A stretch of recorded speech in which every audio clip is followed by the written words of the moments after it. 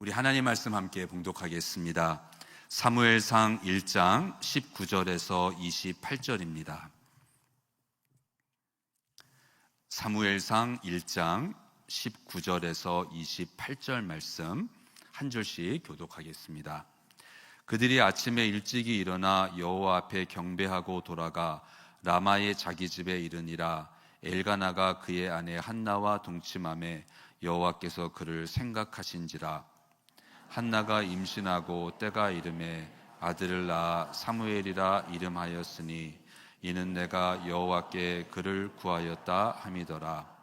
그 사람 엘가나와 그의 온 집이 여호와께 매년제와 서원제를 드리러 올라갈 때에 오직 한나는 올라가지 아니하고 그의 남편에게 이르되 아이를 젖대거든 내가 그를 데리고 가서 여호와 앞에 뵙게 하고 거기에 영원히 있게 하리이다 하니, 그의 남편 엘가나가 그에게 이르되 그대의 소견에 좋은 대로 하여 그를 젖대기까지 기다리라. 오직 여호와께서 그의 말씀대로 이루시기를 원하노라 하니라. 이에 그 여자가 그의 아들을 양육하며 그가 젖대기까지 기다리다가 젖을 뗀 후에 그를 데리고 올라갈새 수소 3마리와 밀가루 1에바와 포도주 1가죽부대를 가지고 실로 여호와의 집에 나아갔는데 아이가 어리더라. 그들이 수소를 잡고 아이를 데리고 엘리에게 가서 한나가 이르되 내 주여 당신의 사심으로 맹세하나이다. 나는 여기서 내 주 당신 곁에 서서 여호와께 기도하던 여자라. 이 아이를 위하여 내가 기도하였더니 내가 구하여 기도한 바를 여호와께서 내게 허락하신지라. 그러므로 나도 그를 여호와께 드리되 그의 평생을 여호와께 드리나이다 하고 그가 거기서 여호와께 경배하니라. 아멘. 네, 모두 자리에 앉으시겠습니다. 이스라엘이 영적으로 어둡고 다운되었고 멸망하고 망해가는 때가 있었습니다. 그때를 가리켜서 성경은 사사시대라고 부릅니다. 그 당시의 상황을 기록한 사사기의 맨 마지막 구절 이렇게 끝납니다. 사사기 21장 25절에 그때에 이스라엘의 왕이 없으므로 사람이 각기 자기의 소견에 오른 대로 행하였더라. 하나님이 이스라엘의 왕이 아니시기 때문에 이스라엘이 하나님을 왕으로 인정하지 않았기 때문에 이스라엘은 망해가고 있었습니다. 자, 이러한 이스라엘에게 하나님께서 제시하시는 답, 솔루션이 있습니다. 사사기가 끝나면서 룻기가 시작이 됩니다. 이 룻기의 주인공은 룻인데 룻은 모압 여자이고 또한 젊은 과부입니다. 이 사사기에 대해서 사사시대에 대해서 하나님께서 제시하시는 솔루션이 룻이라는 것입니다. 어느 이방인 젊은 과부. 룻기가 끝나면서 사무엘상이 시작이 되는데 사무엘상 1장과 2장의 주인공은 사무엘이 아니라 한나입니다. 사무엘의 어머니 한나. 근데 이 한나가 바로 하나님의 솔루션이라는 것입니다. 근데 이 한나는 어떠한 사람인가요? 한나는 슬픔과 괴로움이 많았던 사람입니다. 사무엘상 1장 15절에 한나가 대답하여 이르되 주여 그렇지 아니하니이다. 나는 마음이 슬픈 여자라. 한나가 엘리 제사장에게 말하는 거예요. 나는 슬픈 여자입니다. 그것이 한나였습니다. 또한 사무엘상 1장 6절에는 그의 적수인 브닌나가 그를 심히 격분하게 하여 괴롭게 하더라. 한나는 슬프고 괴로운 여자였어요. 왜 이렇게 슬프고 왜 이렇게 괴로움이 많았을까요? 한나에게는 치명적인 결점이 있었기 때문입니다. 사무엘상 1장 2절에 한나에게는 자식이 없었더라. 이것이 한나의 치명적인 결점이고 또한 수치였던 것입니다. 그 당시 그 문화에서 결혼을 한 여자가 임신하지 못하고 아이를 낳지 못하면 그것이 그 여자에게는 가장 수치스러운 것이었습니다. 근데 한나가 임신하지 못하고 아이를 낳지 못하는 거예요. 그래서 한나는 한이 맺힌 슬프고 괴로움이 많은 여자였습니다. 근데 어떻게 이러한 한나가 하나님의 솔루션이 될 수 있을까요? 승승장구하고 영향력이 있고 지도자가 되는 그러한 사람이 아닌데, 하나님의 솔루션은, 하나님의 답은 그러한 사람이 되어야 하지 않을까요? 그런데 한나를 보면서 저희들이 깨닫게 됩니다.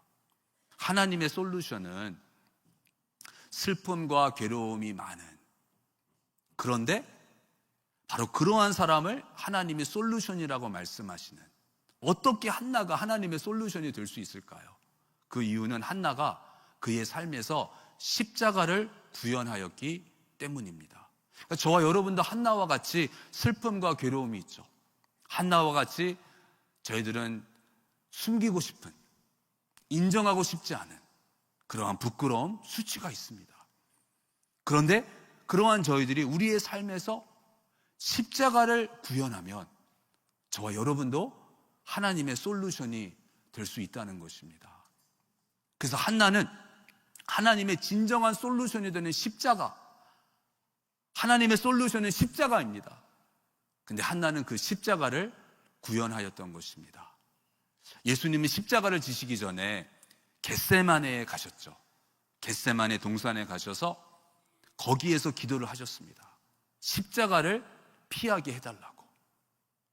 이 겟세마네에서 결정이 되는 거예요. 예수님이 과연 하나님의 뜻대로 십자가를 지실 것인가, 십자가를 피하실 것인가, 그것은 겟세마네에서 결정이 되었습니다.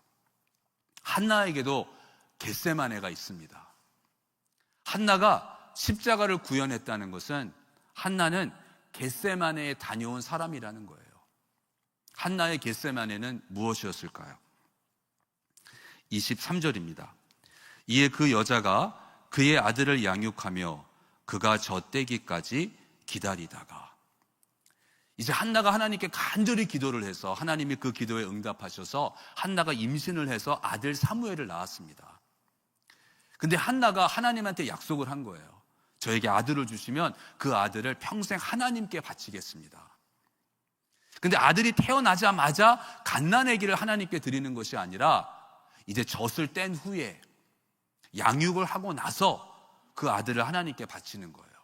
근데 그 당시에는 아기가 태어나서 젖을 떼기까지 한 4, 5년 정도였다고 합니다. 그러니까 4살, 5살 때까지 산모를 먹인 거예요. 그러니까 한나가 4년, 5년 동안 그 아들 사무엘을 양육하고 젖을 주면서 키웠던 것입니다. 귀하게 얻은 아들이죠. 얼마나 사랑스럽고 얼마나 예쁠까요? 그 아들 사무엘을 매일 보면서 한나의 마음이 어땠을까요? 또한 자라면서 막 애교도 떨고 귀여운 짓도 하고 엄마 부르고 엄마 품에 안기고 엄마 따라다니고, 그러한 아들 사무엘을 보면서 한나는 마음이 흔들리지 않았을까요? 내가 정말 이 아들을 하나님께 바쳐야 하나? 다른 방법은 없을까? 이 아들 대신에 내가 다른 것을 드릴 수 있지 않을까? 그렇게 마음이 흔들리지 않았을까요? 하루에도 몇 번씩이나 아들 사무엘을 보면서 한나의 마음이 흔들리지 않았을까요? 그래서 그 4, 5년, 아들 사무엘을 양육하는 그 4, 5년이 한나에게는 겟세마네였던 것입니다. 내가 과연 하나님과 약속을 지킬 것인가? 그것이 한나의 겟세마네였고, 그리고 한나의 십자가를 보면 이제 사무엘이 젖을 떼었을 때에 그 사무엘을 데리고 하나님의 전에 나아갑니다. 그리고 약속한 대로 아들을 하나님께 바칩니다. 24절, 젖을 뗀 후에 그를 데리고 올라갈새 수소 3마리와 밀가루 1에바와 포도주 1가죽 부대를 가지고 실로 여호와의 집에 나아갔는데 아이가 어리더라. 4살, 5살이니까 아이가 어린 거죠. 그 4살 된 아들을 데리고 여호와의 전에 가서 아들은 거기에다가 두고 자기 혼자 돌아오는 거예요. 이게 한나의 십자가죠. 하나님께서는 하나님의 독생자를 내어주셨습니다. 한나는 자기의 아들, 하나밖에 없는 아들, 귀하게 얻은 아들, 그 사무엘을 하나님께 바칩니다. 그래서 한나를 보니까 십자가는 하나님과의 약속을 지키는 일입니다. 저와 여러분도 내 삶에서 십자가를 구현한다는 그 의미가 무엇일까? 바로 하나님과의 약속을 변경하지 않고 지키는 것입니다. 하나님과의 약속을 지키기 위해서는 한나가 그랬듯이, 예수님이 그렇게 하셨듯이 저와 여러분도 겟세마네를 다녀와야 되는 거예요. 근데 그 겟세마네에서 어떤 때는 우리의 마음을 돌이킬 때가 있는 거예요.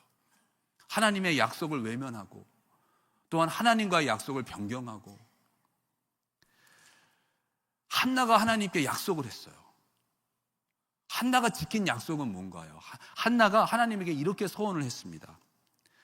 사무엘상 1장 11절에 주의 여종에게 아들을 주시면 내가 그의 평생에 그를 여호와께 드리고 삭도를 그의 머리에 대지 아니하겠나이다. 지금 한나가 소원하는 내용은 그 당시에는 나실일이라는 것이 있었습니다. 나실일은 하나님께 온전히 바쳐진 사람이라는 거예요. 근데 나실인은 두 종류가 있었습니다. 평생 나실인이 있었어요. 태어날 때부터 죽을 때까지 하나님께 드려진 사람으로서 평생 나실인으로 살아가는 것이고, 나실인이면은 하지 못하는 것들이 있었고, 이제 그 중에 하나가 머리를 깎지 못하는 거예요. 그런가 하면 또 다른 나실인은 평생 나실인이 아니라 그냥 특정한 기간을 정해놓고, 한 달이면 한 달, 1년이면 1년, 제가 1년 동안 나실인으로 살겠습니다. 근데 지금 한나가 소원하는 것은 내 아들 사무엘을 1년 동안, 2년 동안 나실인으로 바치겠습니다. 그것이 아니라 평생 나실인으로 하나님께 드리겠다고 그렇게 소원을 한 거예요. 그렇게 약속을 한 거예요. 그리고 나서 28절에 그러므로 나도 그를 여호와께 드리되 그의 평생을 여호와께 드리나이다. 한나는 하나님과의 약속을 지킨 거예요. 평생 나실인으로 드리겠습니다. 소원을 했어요. 저에게 아들을 주시면 그 아들을 하나님에게 평생 나실인으로 바치겠습니다. 그리고 한나는 4, 5년 동안 그 겟세마네를 통해서 약속을 지켜요. 그리고 사무엘이 졌을 때였을 때에 그 사무엘을 하나님께 평생 나실인으로 바칩니다. 변경하지 않는 거죠. 하나님, 제가 평생 나실인으로 드리려고 했는데요, 도저히 안 될 것 같아요. 그러니까 1년만 나실인으로 바칠게요. 그렇게 하지 않았다는 거죠. 그게 십자가라는 것입니다. 저와 여러분도 하나님과 약속한 게 있죠. 여러분 소원한 거 있으시죠? 하나님, 제가 은퇴하고 나면, 하나님이 이 사업을 축복해 주셔서 제가 성공하고 나면, 하나님, 제 자녀가 그 좋은 대학에 들어가게 되면, 하나님, 저의 건강을 하나님이 회복해 주시면, 우리가 소원하고 약속한 게 있죠. 그런데 잊어버렸거나 일부러 외면하고 있거나 아니면 중간에 변경을 한 약속. 하나님, 그때는 그렇게 약속을 했지만 하나님도 이해하시죠? 이렇게만 하겠습니다. 하나님께 100을 드리겠다고 서원을 했는데 100을 드리지 않고 50만 드리는. 프라무스 교회에 혹시 건축 헌금을 작정하셨나요? 지키고 계시나요? 어쩌면 더 중요한 것은, 내가 프라무스 교회에 오기 전에 다른 교회를 다녔어요. 근데 그 교회에서 내가 약정한 게 있어요. 이만큼의 건축 헌금을 하겠습니다. 근데 그 교회를 떠나게 됐어요. 그랬을 때 그 약속은 무효가 되는 것일까요? 그 약속은 그 교회와 한 약속이 아니라 하나님과 한 약속이죠. 그러니까 더 이상 그 교회의 교인이 아니라 할지라도 그 약속은 지켜야 하는 것입니다. 혹시라도 이 가운데에 그러한 분이 계시다면 하나님과 약속하신 거잖아요. 그래서 더 이상 그 교회의 교인이 아니라 할지라도 어쩌면 상처를 받고 떠나셨을 수도 있겠죠. 그렇다 할지라도 하나님과의 약속이기 때문에 그 약속은 지키셔야 하는 것입니다. 저희들이 약속을 지키면서도 약속을 변경할 때가 있어요. 한나는 어쩌면 충분히 그럴 수도 있었을 텐데 평생 바치겠습니다 하고 정말 평생 바쳤습니다. 어쩌면 오늘 하나님이 저와 여러분 기억하기를 원하시는 거죠. 우리가 잊고 있었던 하나님과의 약속, 우리가 피하기를 원했던 하나님과의 약속, 내가 장로가 되었을 때, 권사가 되었을 때 하나님께 약속한 게 있는데, 하나님, 제가 장로가 되면 이렇게 하겠습니다. 제가 권사가 되면, 제가 집사가 되면 하나님 이렇게 하겠습니다. 약속한 것이 있는데 과연 그 약속을 지켰는가? 그 약속을 지키는 것이 우리의 삶에서 십자가를 구현하는 일입니다. 그런데 이렇게 하나님과의 약속을 변경하지 않고 하나님과의 약속을 지키면 저희들에게 참 유익함이 있는 거예요. 먼저 우리가 약속을 지키면 우리의 신앙이 변질되지 않습니다. 약속을 변경하지 않고 약속한 그대로 지켜서 살게 되면 시간이 지나면서 우리는 변질될 수 있거든요. 마음이 변할 수가 있어요. 처음에는 좋게 시작하였는데 나중에 보면은 그 처음의 마음, 처음의 동기, 너무나 거리가 떨어져 있는 그러한 결과를 볼 때도 있거든요. 근데 한나를 보니까 이제 젖을 땐 아들 사무엘을 데리고 하나님의 전에 가잖아요. 그리고 그 아들을 하나님께 바쳐요. 그리고 나서 28절에 그가 거기서 여호와께 경배하니라. 하나님께 예배를 드리는 거예요. 예배가 회복되는 거예요. 신앙이 회복되는 것입니다. 어떤 때에는 우리가 막 영적으로 다운될 때가 있잖아요. 막 예배를 드려도 전혀 은혜가 되지 않고 기도도 안 되고, 그러면 막 집회도 다녀보고 막 특별한 수련회도 가보고 나름대로 노력을 하는데 안 될 때가 있어요. 그때는 어쩌면, 매번 그런 것은 아니지만 어쩌면 내가 지키지 않은 약속 때문에, 하나님과 약속했던 그것을 내가 행하면 어쩌면 그것이 문을 열어주는 거예요. 다시 하나님께 예배 드릴 수 있고, 나의 신앙이, 나의 예배가, 나의 심령이 다시 뜨거워지고 회복될 수 있는 것입니다. 여러분, 몬테스 피에타티우스라는 거 들어보셨나요? 이게 라틴어로 경건의 산, 이러한 뜻을 가지고 있는데, 이것은 중세기에 프란치스코 수도회가 가난한 사람들을 위해서 시작한 구제 구호 사역이라고 합니다. 근데 이 사람들을 도울 때에 그냥 그들에게 필요한 것을 주는 것이 아니라 그들이 스스로 일어설 수 있도록, 자립할 수 있도록 도와주는 그러한 사역이었다고 합니다. 그러니까 예를 들면 아주 낮은 이자율로 그들에게 돈을 빌려주는 거예요. 그래서 그 돈을 가지고 굶지 않고 그 돈을 가지고 또한 그들이 어떠한 사업, 일을 시작할 수 있도록, 그래서 그들이 스스로 일어서고 자립할 수 있도록 돕는 그러한 사역이었다고 합니다. 그래서 유럽 전역에 150개가 넘는 이러한 센터들이 생긴 거예요. 그래서 많은 사람들을 도와준 거예요. 많은 사람들로 하여금 자립할 수 있도록 도와줬던 거예요. 그래서 1514년에는 교황 율리오 2세가 이 사역은 선한 일이고 하나님이 기뻐하시는 일이라고 공식적으로 승인까지 한 그러한 사역이었습니다. 저희들이 몬테스 피에타티우스는 들어보지 못했지만 저희들이 이거 알아요. 미국에도 많이 있어요. 어쩌면 저희들이 몇 번 사용했을 수도 있어요. 근데 이름이 바뀌었죠. 오늘날에 이것이 무엇인가 하면 전당포입니다. 전당포로 변질된 거예요. 전당포로 전락된 거예요. 여러분, 전당포는 가난한 사람들을 도와주는 그런 데가 아니죠. 오히려 가난한 사람들을 착취하죠. 그들의 어려움을 이용해서, 악용해서 돈을 버는 거잖아요. 어떻게 교황이 공식적으로 승인한 하나님이 기뻐하시는 일이라고 했던 그것이 어떻게 오늘날 전당포가 되었을까요? 변질된 거죠.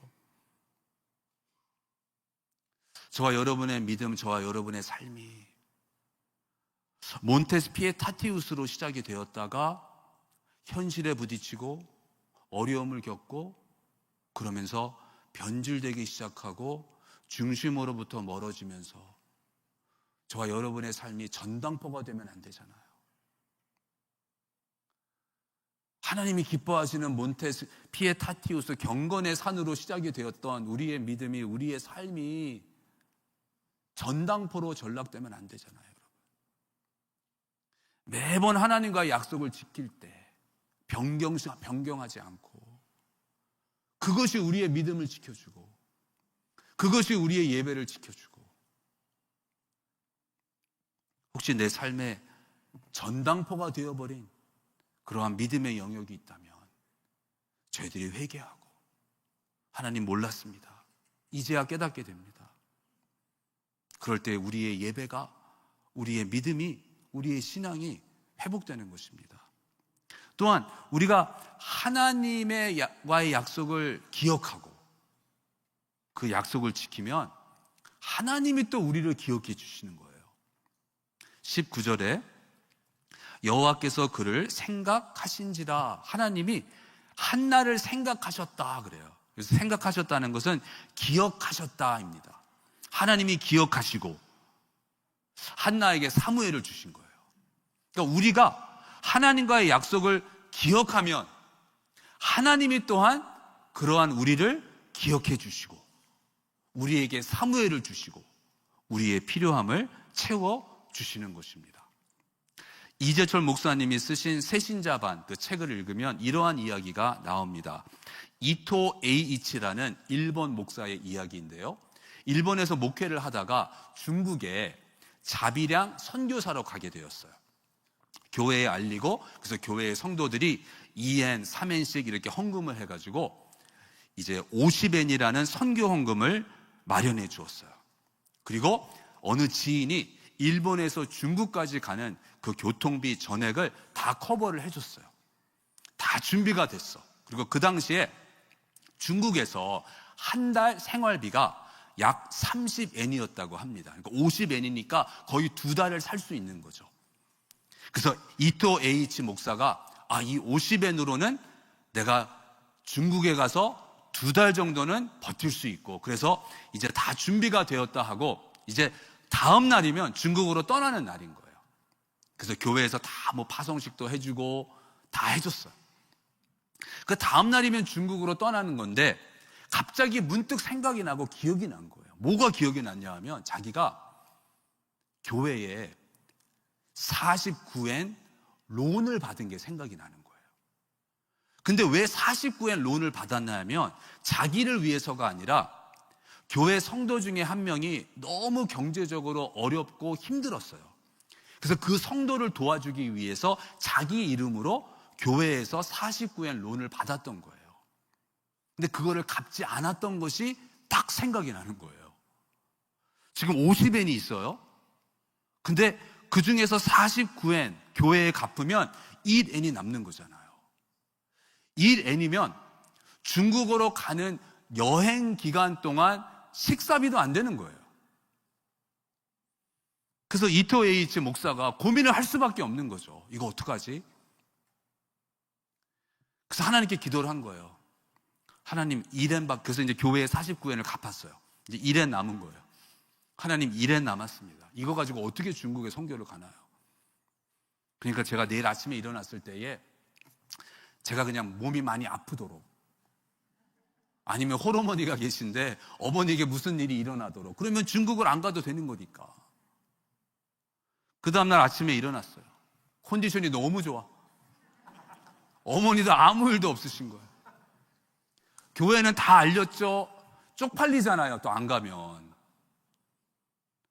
그래서 그래, 내가 늘 성도들에게 그렇게 가르쳤는데 하나님을 믿으라고.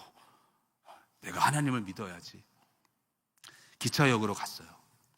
그랬더니 성도들이 나와서 이제 전송해 주는 거예요. 이미 다 성교헌금을 해줬는데 그날 또 성도들이 봉투를 주는 거예요. 기차에 타가지고 그 봉투를 열어보니까 30엔이 들어있어요. 이제 기차를 타고 이제 시모노세키 기차역에 도착을 했어요. 거기 잠시 머무는 거예요. 내릴 사람 내리고 탈 사람 타고. 근데 그 시모노세키 그 기차역에 또 지인이 나와 있는 거예요. 소식을 듣고 전송을 하러. 근데 그 지인이 또 목사에게 헌금을, 그 봉투를 주는 거예요. 기차를 타서 봉투를 열어보니까 15엔이 들어있는 거예요. 여러분 지금 머리로 계산하고 계시죠? 30엔 플러스 15엔. 그리고 이제 큐슈 기차역에 도착을 했어. 근데 거기에 자기 친구 2명이 남아 있는 거예요. 그래서 친구가 각자 한 명씩 봉투를 줘요. 봉투 2개를 받은 거예요. 봉투를 열어보니까 각 봉투에 2엔이 들어가 있는 거예요. 2엔, 2엔. 30 플러스 15 플러스 2 플러스 2. 49엔. 정확하게 49엔. 이게 실화라는 거예요. 하나님이 이렇게 채워주신다는 거죠. 내가 기억하면, 내가 하나님의 일을 기억하고 하나님과의 약속을 기억하면 하나님이 반드시 그러한 나를 기억해 주신다는 것입니다. 여러분 이번 한 주간 하나님이 기억나게 해주시면 우리 즉시 순종할 수 있기를 바랍니다.